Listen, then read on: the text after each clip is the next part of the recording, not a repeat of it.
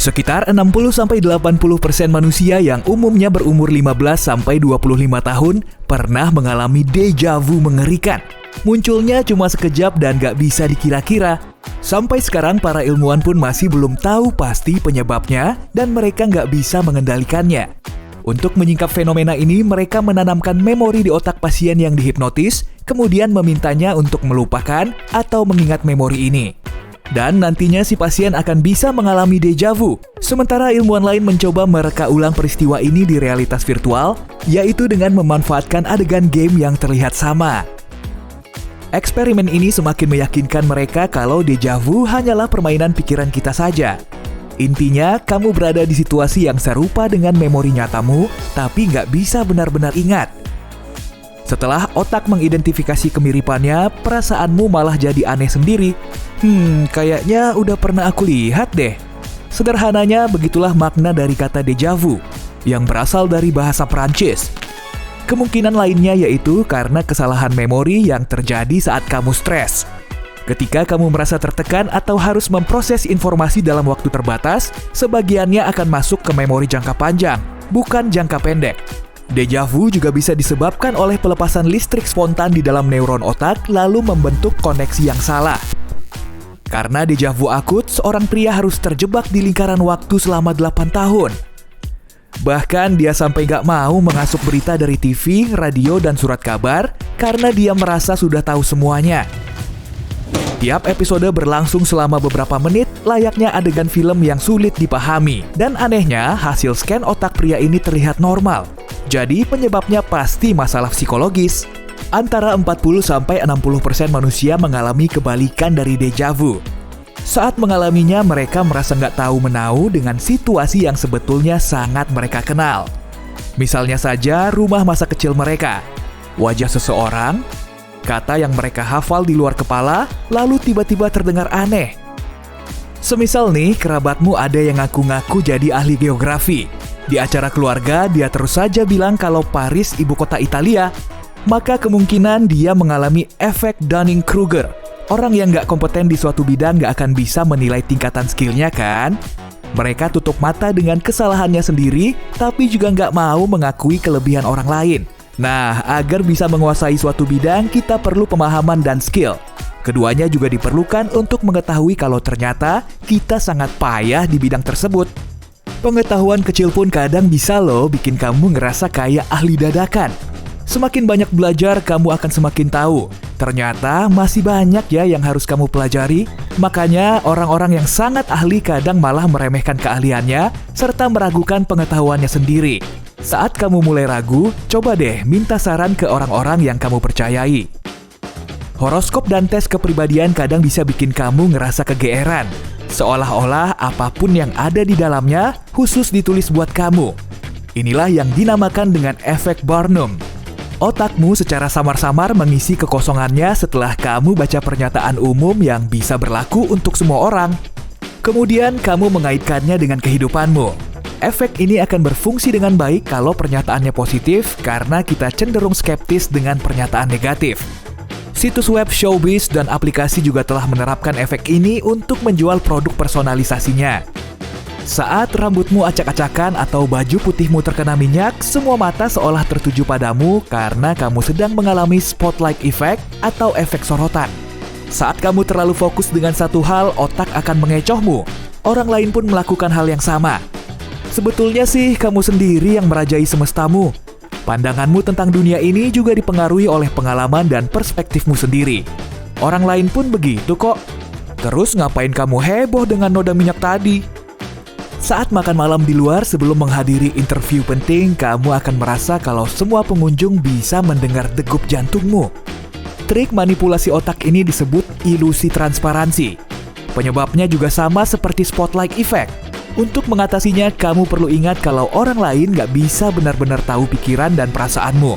Mereka juga nggak bisa membaca pikiranmu. Efek halo membuatmu menilai perilaku orang lain berdasarkan ketertarikanmu. Saat melihat orang tampan, otakmu akan menyimpulkan kalau dia pintar dan baik. Saat ia bersikap positif dan antusias di tempat kerja, kekurangannya nggak akan terlihat. sehingga orang lain akan melihatnya sebagai profesional yang lebih mumpuni dari kondisi yang sebenarnya. Sebaliknya, kalau kamu tidak menyukai seseorang, semua hal tentangnya akan bikin kamu bersungut-sungut.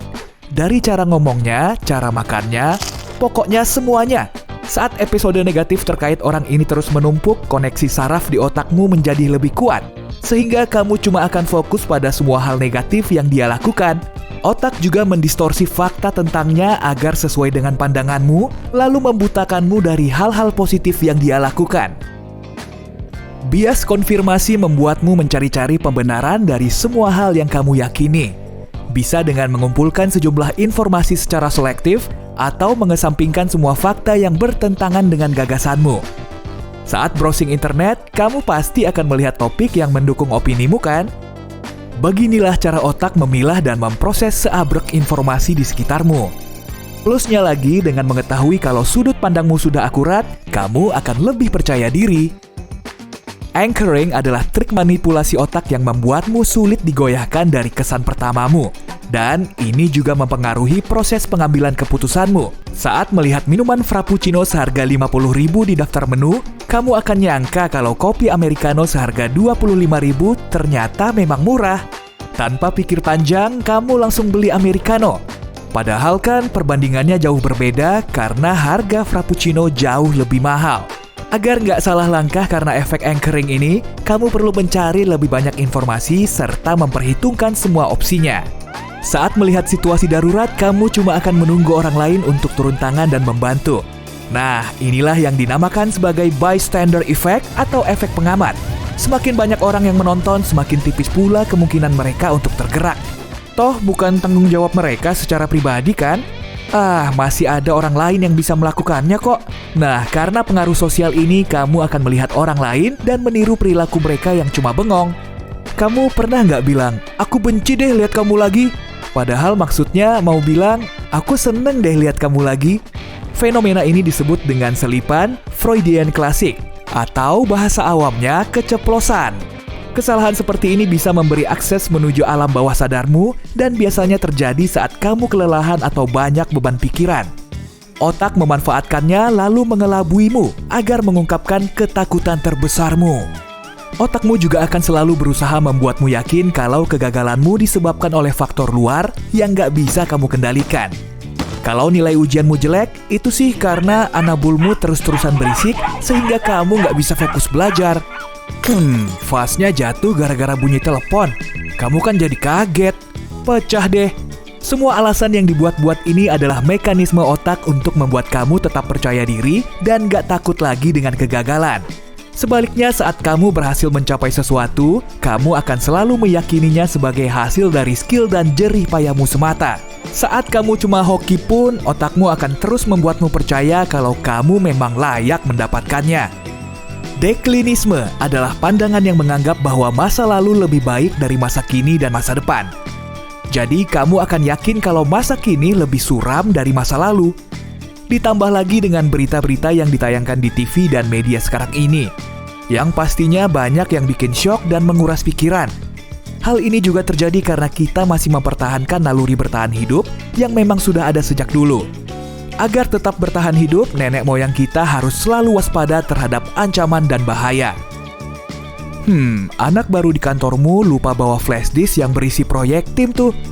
Kamu akan segera menyimpulkan kalau dia kurang kompeten dan gak bertanggung jawab.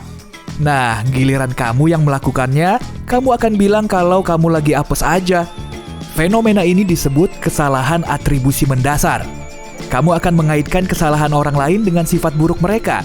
Tapi kalau kesalahanmu sendiri, itu sih cuma faktor luar. Fungsi ingatanmu nggak seakurat kamera video yang bisa merekam setiap momen.